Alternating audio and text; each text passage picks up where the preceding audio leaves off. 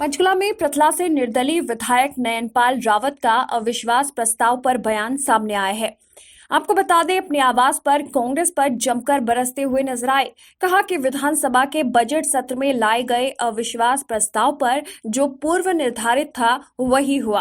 कांग्रेस को पता था कि उनके पल्ले कुछ नहीं है। हालांकि कांग्रेस ने खुद माना है कि अविश्वास प्रस्ताव सदन में औंधे मुंह गिरेगा। कांग्रेस ने हरियाणा की 3.25 करोड़ जनता को बरगलाने का काम किया है, जिससे इनकी विश्वसनीयता जनता में और खत्म हो रही है। साथ ही कृषि बिल पर भी बयान देते हुए नजर आए। विधायक नयनपाल रावत ने कहा कि ये कृषि बिल सरकार किसानों की भलाई के लिए लेकर आई है। जी, जिस तरीके से आज सदन में जो कार्रवाई हुई और अविश्वास प्रस्ताव जो है वो औंधे मुंह गिरा है, क्या कुछ कहना चाहेंगे, खासतौर पर तब जब एक निर्दलीय विधायक होने के साथ साथ आप सरकार के साथ मजबूती से खड़े नजर आए?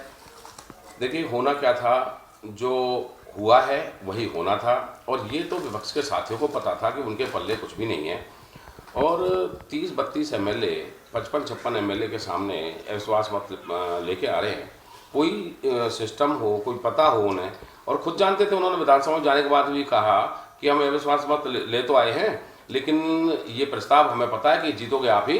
जब ये पता है कि जीतेगी सरकार ही, तो इस चीज़ को लाने के लिए ये ढोंग करने की शायद मुझे लगता है कोई ज़रूरत नहीं थी।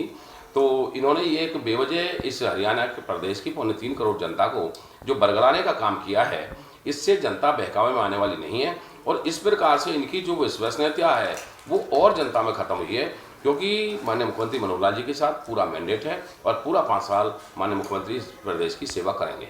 किस कृषि कानून को लेकर ये पूरा जो है अविश्वास प्रस्ताव लाया गया था, लेकिन आज कहीं ना कहीं जो कांग्रेस के विधायक हैं वो चर्चा के दौरान इस बात को साबित नहीं कर पाए कि कृषि कानून में क्या कमी है, ना पॉइंट टू पॉइंट उस पर कोई चर्चा की गई। देखिए, ये केवल चर्चा के लिए चर्चा कर रहे थे। और जब विपक्ष के जो नेता हैं माननीय भूपेंद्र हुड्डा, उन्होंने भी मान लिया कि ये कानून वापस नहीं ले आ सकते, इनमें संशोधन हो सकता है। जब ये जानते हैं कि इनमें केवल संशोधन हो सकता है, क्योंकि जब पहले इनकी सरकार थी तो भूपेंद्र हुड्डा जी इस कॉन्ट्रैक्ट फार्मिंग के पक्ष में थे, वो एक बिल लेके आए थे। लेकिन आज वो सदन में अपने ही बिल पे जो ना मुकर गए हैं। तो वो इस सारी चीज़ों को जानते हैं। वो उन्होंने इस चीज़ का ज्ञान है कि ये केवल इनमें संशोधन किया जा सकता है। ये बिल सरकार के साथ साथ किसानों के पक्ष में है, इसलिए इनको सरकार लेके आई है। किसानों की अच्छे के लिए, किसानों की भलाई के लिए, किसानों की उन्नति के लिए, किसानों की तरक्की के लिए, कि किस प्रकार से किसान की आय को बढ़ाया जाए, उसके लिए केवल बिल लाए गए हैं।